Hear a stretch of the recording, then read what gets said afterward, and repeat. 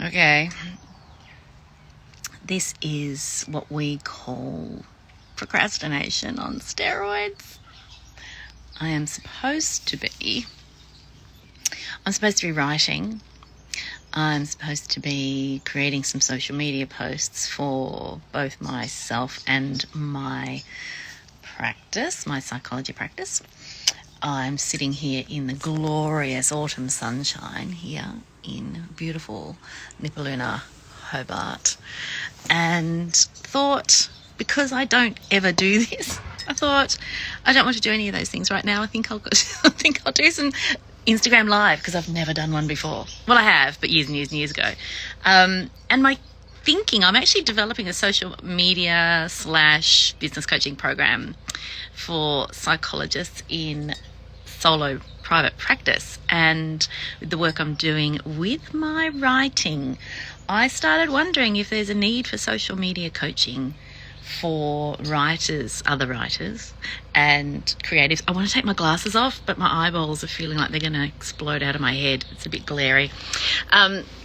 So yes, the question is, do writers and other creatives need social media coaching too? I mean, the work that I do with mental health professionals is all geared towards overcoming that fear that they have about being visible on social media. And I think that as writers, that's a fear that we also have. Some of you who may or may not be following me, I don't know if I'm turning up in your feed anyway, may have noticed that in addition to my psychology and business coaching related posts, I'm also sneaking in some posts about my writing. It's very deliberate, very strategic, very much about building connections and relationships with others in the writing and publishing space, but also going back a bit, you may have noticed me posting about art and Tasmanian artists. I'm a huge fan of Tasmanian artists, and so I do a lot to support local artists when I can, either through purchasing art or connecting with them via social media. So the whole question, getting back to, do writers need social media coaching?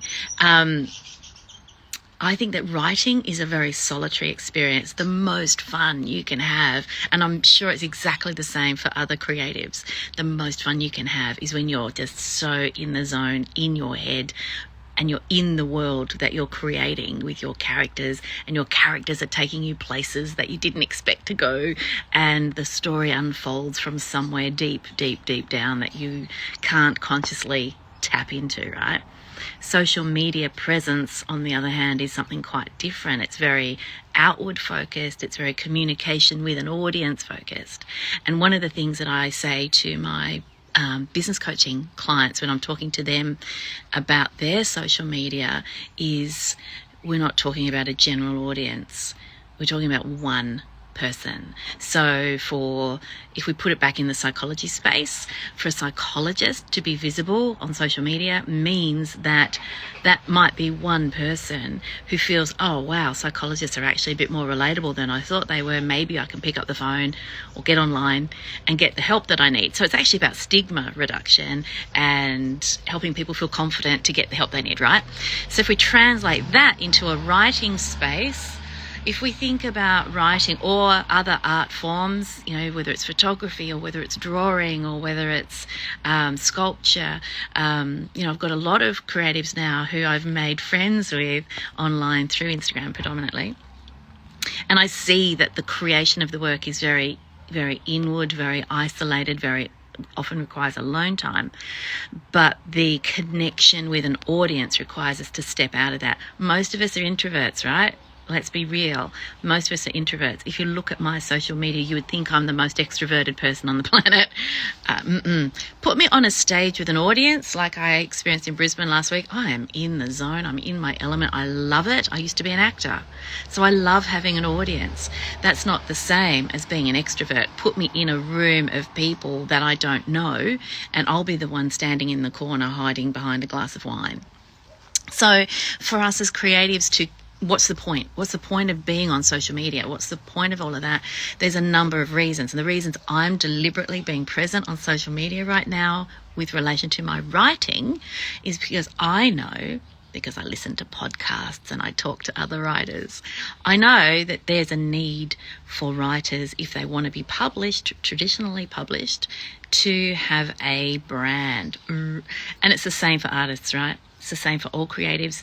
There is actually a brand at stake here, and you are the brand. So do we physically need to be on social media to get our brand out there so that more people can find what we do and be inspired by what we create, moved by what we create? It's not, I don't know, is it essential? I don't know. But I do know that it's the cheapest because it's free, and the fastest because you could reach so many people, way to get our work in front of other people who might be moved by it or inspired by it. I'm just seeing so many people have joined this little conversation, and I don't know whether I can see comments or not because I've not done this for 10 million years. If you're commenting, just know that I love you and thank you. So what do we do? How do we address it?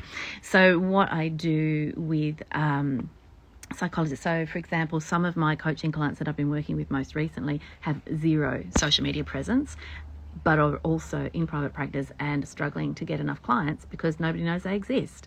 Social media, the fastest, cheapest, because it's free, way of getting yourself out there, as long as you're consistent, right? So you post regularly. So with our creative work, it's the same thing. If we're building an audience, because we're connecting with other people. So I think about I'm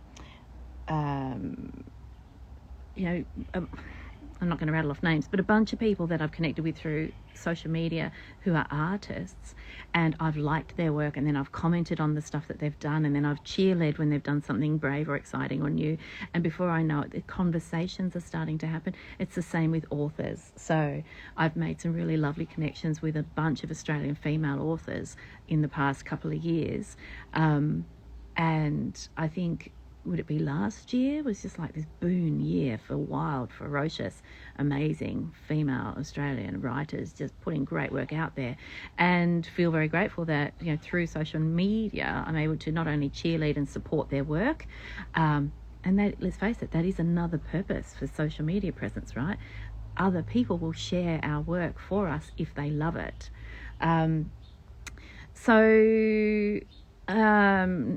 One of the conversations I've had with some of my coaching clients who've had no social media presence is, okay, we'll start simple.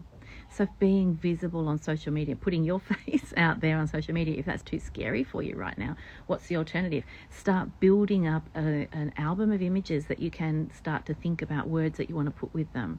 So I set some homework for some of my clients. I said, I want you to just take 5 photos a day and keep them in an album on your phone. And they can be your cup of coffee. They can be your dog. I just posted about my dog, keep me company. And as soon as I posted it, the bugger disappeared inside. They can be the beautiful view that you're looking at. They can be your office or your desk or your workspace. It doesn't have to be your face, but ultimately you want to also include you in there because you are your brand. And you build up this lovely collection of imagery, and then you start playing around with words. And before you know it, you start to collect images that you can not just collect images that you can put words to, but you start to see things in your environment around you that you see them as a post. So I studied photography years and years ago, and my thing was high contrast, black and white, natural light. That was my thing. And I remember my lecturer saying to me at the time, eventually you'll start seeing things in black and white. And he didn't mean that anything was going to happen to my eyeballs. What he meant was I would start seeing my natural environment, things that would make a great high contrasty black and white natural light image would leap out at me, and I would see them. I wouldn't have to go hunting for them. I'd see them. And that absolutely happened. And it's the same now. I see things in my environment around me that might make a great post. And when I say great post, I'm not thinking about what other people think. And this is probably the one fear that trips up so many people. If we're thinking about what other people are going to think about what we post, then we are overthinking it. We're criticizing ourselves by default.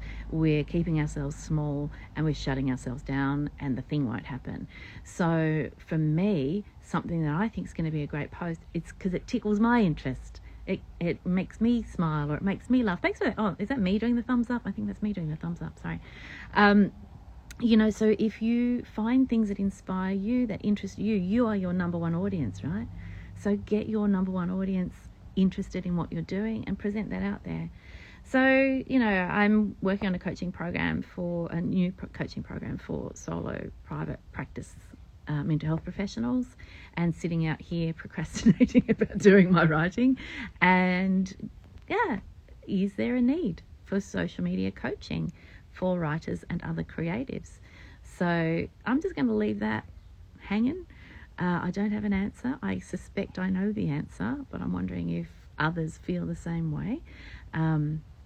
Maybe that's something I'll feel brave enough to offer at some point down the track.